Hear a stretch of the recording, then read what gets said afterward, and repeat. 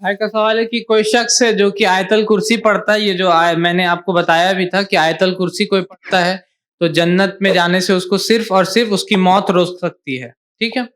تو کیا اگر کسی کا حق اس نے مارا ہوگا تو کیا پھر بھی وہ جنت میں آرام سے چلے جائے گا؟ تو اسلام میں دو حصہ ہے، حقوق اللہ اور حقوق العباد، اللہ کا حق اور بندوں کا حق، دو حصہ میں اسلام کو بانٹا گیا حقوق کے معاملے میں۔ اللہ کا حق کیا ہے کہ عبادت ان کی ہونی چاہیے، اور جو بھی نماز روزہ جو بھی ہم لوگ کو پڑھنا یہ اللہ کا حق ہے۔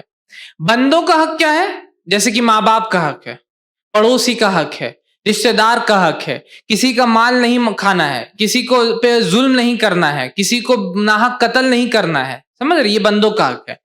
تو اگر حقوق العباد ایسا حصہ ہے جس میں اگر ہم وہ غلطی کرتے ہیں تو وہ بندوں سے ہی معاف ہوگی، بندوں سے ہی معاف ہوگی، مطلب اللہ تعالیٰ اس میں انٹروین نہیں کر سکتے۔ جیسے کہ اگر میں نے کسی کا 100 روپیہ مار لیا، 100 روپیہ چوری کر لیا، تو وہ بندہ اگر مجھ کو معاف کر دے کہ چلو میں تم کو معاف کرتا ہوں تو الگ بات ہے، لیکن وہ ایسا نہیں ہو سکتا کہ 100 روپے ہم صدقہ کر کے اس کو معاف کروا لیں گے کہ ہم ڈونیٹ کر دیے کہیں پر جا کے 100 روپے اور میرا معاف ہو گیا، کیونکہ جس کا ہم حق مارے ہیں اسی سے ہم کو معافی مانگنا ہے۔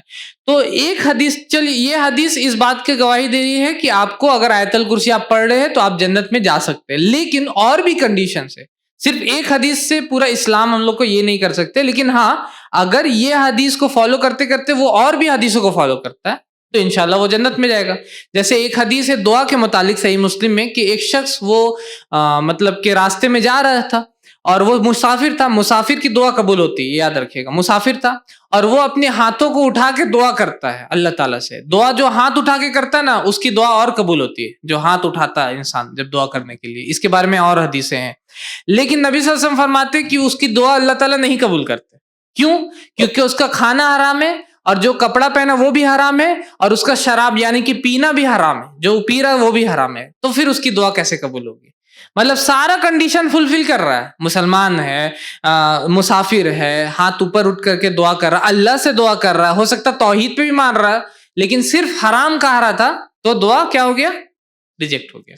تو اسی طریقے سے یہاں پر جو آپ بتا رہے ہیں ہم کو کہ یہ ٹھیک ہے آیت الکرسی پڑھنے سے جنت میں جائیں گے، لیکن اگر حقوق العباد والا حصہ میں کچھ گڑبڑ کیا تو کیا ہوگا؟ وہ پھنس جائے گا، جو کہ فیمس حدیث مفلس جس کو بولا جاتا ہے، صحیح مسلم کی حدیث ہے۔ ایک شخص آئے گا قیامت کے روز نیکیوں کا انبار لے کر کے، مطلب نمازی حاجی ایسا ایک دم مطلب نیکیوں کا انبار لے کر کے ہوگا وہ، اور پھر اس کے پیچھے پیچھے لوگ ہوں گے، کسی کا مال کھایا ہوگا، کسی کو گالیاں دیا ہوگا، کسی کو مارا ہوگا، تو اللہ تعالیٰ بولیں گے کہ جس کا مال کھایا اس کا نیکی ان لوگوں کو دے دو، نیکی بٹے گا، اس کے بانٹتے بانٹتے بانٹتے نیکی ختم ہو جائے گا، پھر لوگ باقی رہیں گے، جس پہ ظلم کیا تھا لوگ باقی رہیں گے، تو وہ بولیں گے کہ اب جو لوگ باقی ہے اب تو نیکی نہیں ہے، تو اب اس کا گناہ اس کے اوپر ڈال دو۔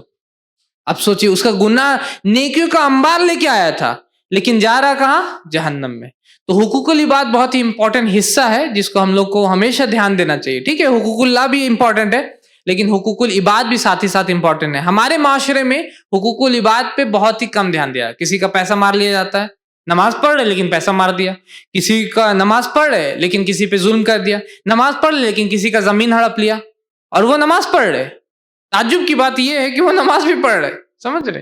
تو یہ چیز نہیں ہونا چاہیے۔ امید ہے سے آپ کا جواب پورا ہوا۔ ہمارے چینل IRPC انڈیا کو سبسکرائب کریں اور بیل بٹن پہ کلک کریں تاکہ ہمارا سارا ویڈیو آپ تک ضرور پہنچے۔